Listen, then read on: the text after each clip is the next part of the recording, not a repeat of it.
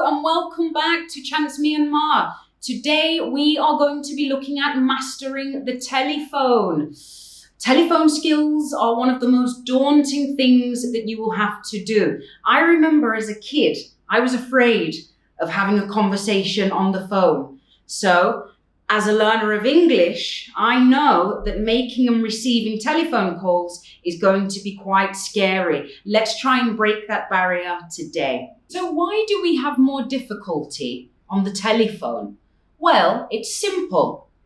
You cannot see the other person. It's easier to understand what someone is saying to you when you're face to face. Body language, remember, is 55% of our communication. So when you're on the phone, you are losing facial expressions and you're really losing the ability to understand what the other person is saying. You may think you have problems with your listening skills, which of course is going to change how effective the telephone call is. Let's take a look at some simple phrases that you may use and hear when making a telephone call or receiving a telephone call. So, quite simply, hello, I'd like to speak to Teacher May9, please. I'm calling to ask about, I'm calling to discuss, I'm calling to clarify. Could I ask what company you are with? I'm sorry, I didn't catch your first name. Catch your first name means they didn't hear your first name. Let's take a look at some phrasal verbs related to telephone calls. So, to pick up, pick up. This means to pick up the phone. I was in a meeting, so I couldn't pick up. I couldn't accept the call. To pick up. Hang up. She hung up the phone for some reason. This means to put the phone down, end the call, hang up. Cut off. We were cut off. This means to lose connection. Get through. I got through to them finally. This means to reach the person you are trying to contact.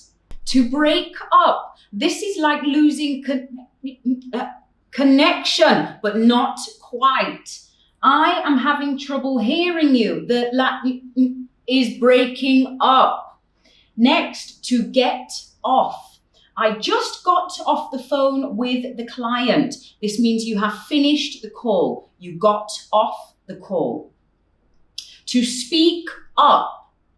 Can you speak up, please? I'm having trouble hearing you. To speak up. If you need to speak up, you need to speak louder. To get back to. I will get back to her after the meeting. This means to return a call. You can prepare for telephone conversations by setting out a pattern. There is a clear structure that you can use. Let's take a look at the flow of a telephone conversation. So, the phone will be answered and assistance will be offered. So, hello, how may I help you?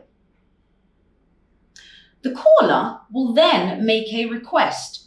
Good afternoon. I would like to speak to... The caller is then connected or asked to leave a message. Please hold, I'll connect you. Unfortunately, they're not available right now. The caller leaves a message and confirms some information. So, for example, yes, could you ask them to give me a call back as soon as possible? You can confirm some information by asking some questions. I just wanted to check that they received my email.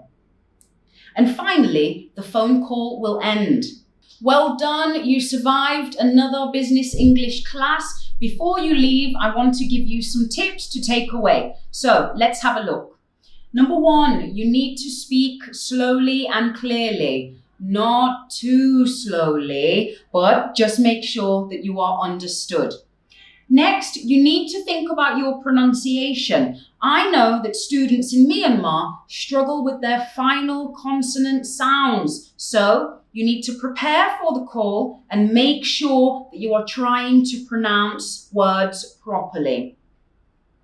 You need to make sure that you understand the other speaker. Don't say yes, yes, yes. Okay, okay, okay. If you do not understand, ask them to repeat. There's no wrong in that. Use businesses to practice. Pick up the phone, inquire about some product or service. Practice using English on the telephone. With more practice, you are going to become more confident. You did great today. I hope you join me for our next lesson, which is all about online interactions. See you soon.